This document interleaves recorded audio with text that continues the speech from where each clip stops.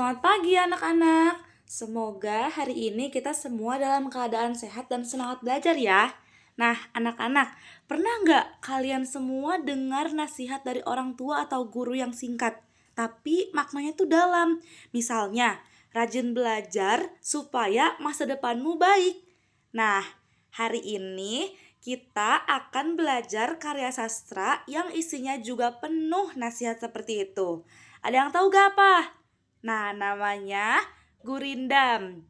Oke, jadi di sini Ibu akan menjelaskan apa sih itu gurindam.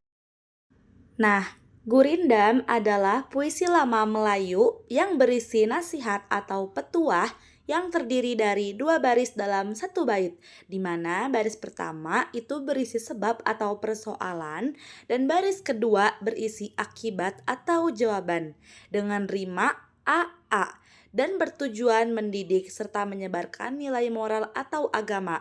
Nah, jadi anak-anak, gurindam itu bukan sekedar puisi lama, tetapi gurindam itu merupakan sebuah kumpulan pesan kehidupan yang isinya mengajarkan kita tentang sikap yang baik, cara berpikir bijak, dan bagaimana menjadi manusia yang lebih baik. Menariknya, pesan-pesan yang terdapat di dalam gurindam itu tuh disampaikan dengan bahasa yang singkat, berima, dan mudah diingat. Nah, melalui pembelajaran ini, kita tidak hanya belajar tentang bagaimana itu bentuk gurindam, tetapi juga mencoba memahami nilai-nilai yang ada di dalamnya dan mengaitkannya dengan kehidupan kita sehari-hari. Oke anak-anak, lanjut kepada pembahasan selanjutnya. Nah, oke anak-anak, selanjutnya Ibu akan menjelaskan ciri-ciri yang ada di dalam gurindam. Nah, di berikut ini ada ciri-ciri utama di dalam gurindam. Yang pertama itu 2 baris per bait. Nah, setiap baitnya itu hanya terdiri dari 2 baris kalimat.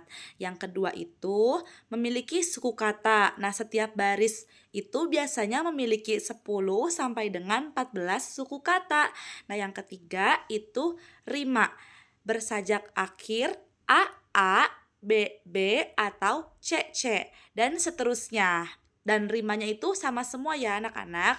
Dan ciri yang keempat yaitu hubungan sebab akibat. Nah, di dalam gurindam, baris pertama itu berisikan syarat, masalah, atau sebab. Nah, sedangkan di dalam gurindam, baris kedua adalah akibat atau jawaban. Nah, yang terakhir itu di dalam gurindam ada ciri isi. Nah, ciri isi utama dan kesimpulan yang ada di dalam gurindam itu terdapat pada baris kedua, yang dimana di dalam baris kedua ini berisikan nasihat, petuah bijak, atau filosofi hidup. Oke anak-anak, kita lanjut kepada pembahasan selanjutnya. Nah, selanjutnya anak-anak, Ibu akan menjelaskan struktur yang ada di dalam gurindam. Nah, terdapat 3 struktur. Yang pertama itu jumlah baris yang ada di dalam gurindam itu berisikan 2 baris per bait. Nah, sudah Ibu jelaskan kan tadi. Jadi baris pertamanya itu di dalam gurindam biasanya berisikan sebab atau pertanyaan. Dan baris kedua berisikan akibat, jawaban, atau nasihat. Nah, struktur yang kedua itu terdapat jumlah suku kata. Nah, di dalam gurindam itu terdapat 10 sampai dengan 14 suku kata per baris. Jadi, setiap baris itu terdiri dari sekitar 10 sampai 14 suku kata. Nah, tujuannya supaya bunyinya itu enak didengar saat dibaca. Nah, struktur yang ketiga yaitu pola rima. Nah, pola rima di dalam gurindam itu menggunakan rima a. Artinya, bunyi akhir baris pertama sama dengan baris kedua. Begitu anak-anak. Oke, lanjut pada pembahasan yang selanjutnya.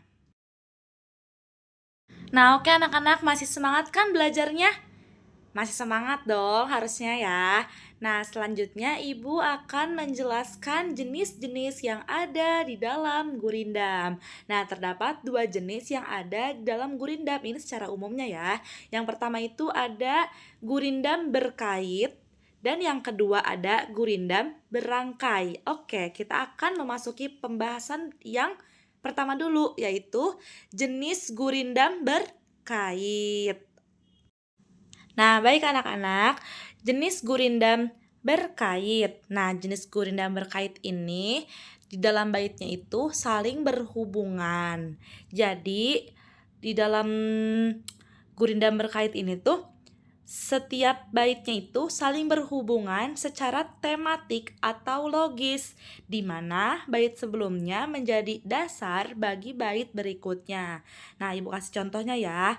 Jadi bait pertama itu tentang masalah, lalu bait yang kedua itu menjelaskan akibat atau solusinya dari masalah tersebut, dan bait berikutnya melanjutkan alur yang sama.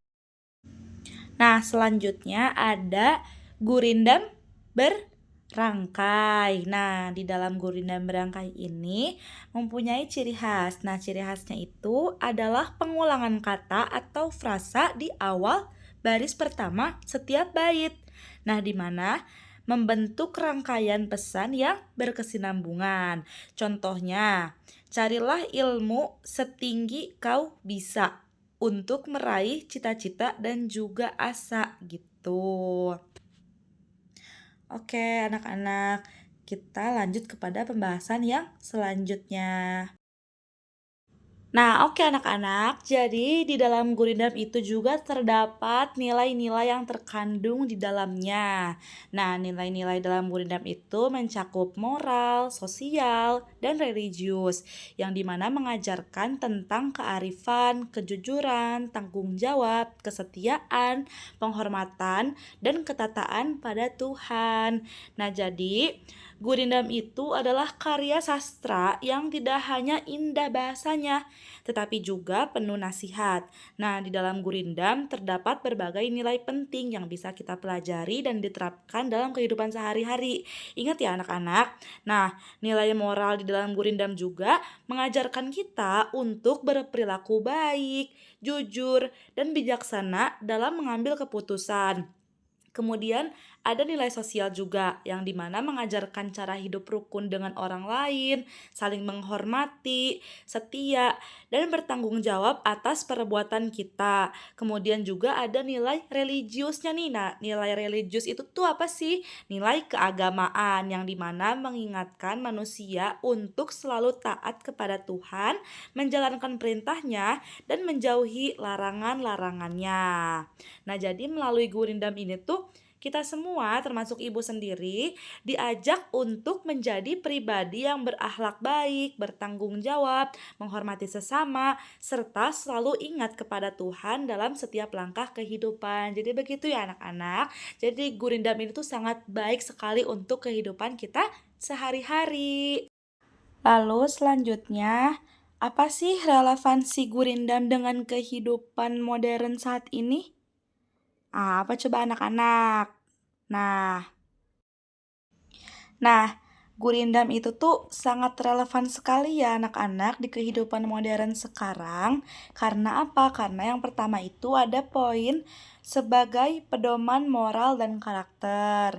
Nah, nilai-nilai tentang kejujuran, tanggung jawab, dan akhlak mulia tetap relevan untuk membentuk karakter di tengah arus globalisasi. Nah, yang poin kedua itu sangat relevan juga terhadap pendidikan karakter, yang dimana menjadikan media itu efektif untuk menanamkan nilai-nilai luhur pada generasi muda dengan cara menarik dan mudah diingat. Nah, pada poin ketiga itu sangat relevan juga terhadap panduan penggunaan teknologi, seperti nasihat, hendaklah pelihara perkataan, jangan jadi diri sendiri yang rugi. Nah, dapat diadaptasi juga menjadi kehati-hatian dalam bermedia sosial dan teknologi digital. Lalu pada poin keempat yaitu manajemen emosi dan konflik. Nah, pada poin keempat ini, gurindam mengajarkan kita semua untuk bisa mengendalikan diri, seperti menahan amarah dan bersikap bijak, sehingga dapat membantu menyelesaikan masalah tanpa adanya konflik. Kemudian yang poin kelima itu inspirasi kreatif.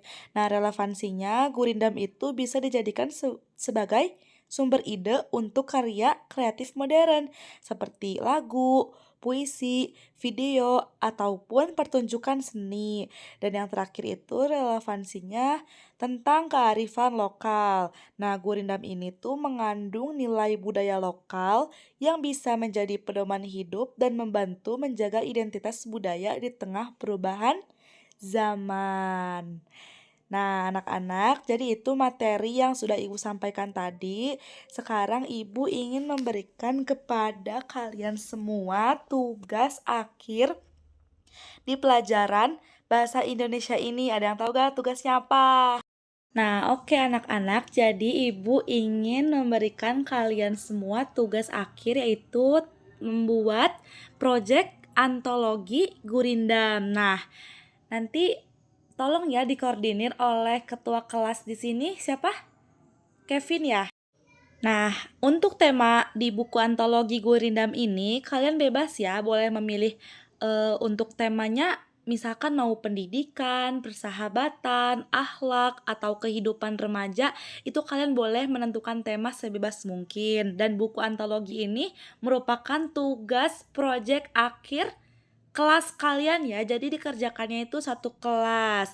Tetapi setiap siswa itu menulis minimal 2 sampai dengan 3 gurindam sesuai dengan tema yang telah ditentukan. Oke.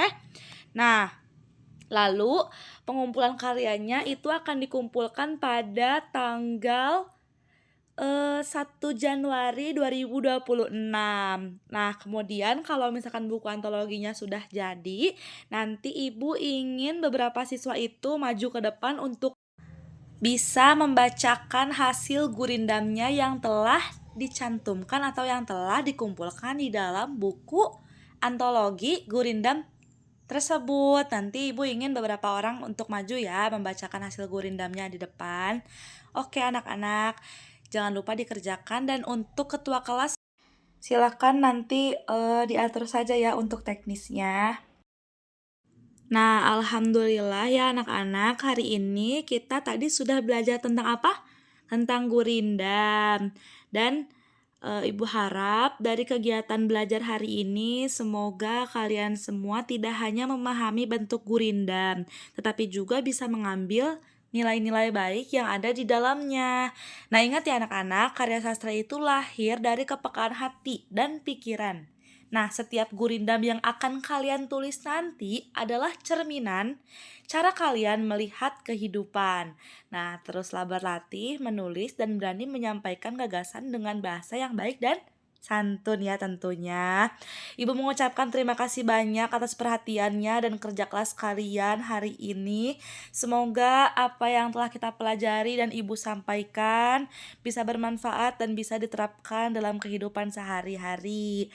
Oke anak-anak, sampai sini pertemuan kita. Sampai bertemu pada pembelajaran berikutnya. Wassalamualaikum warahmatullahi wabarakatuh.